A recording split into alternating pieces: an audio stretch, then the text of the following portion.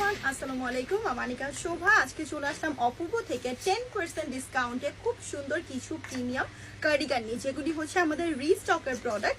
আমাদের এগুলি অলরেডি স্টকে ছিল, but because of high demand এটা সোল্ড আউট হয়ে যাওয়ার জন্য আমরা আবার এটাকে রিস্টক করেছি উইথ 10% ডিসকাউন্ট। সো ফার্স্টে স্টার্টিং উইথ দিস ওয়ান, এগুলি কিন্তু খুবই সুন্দর।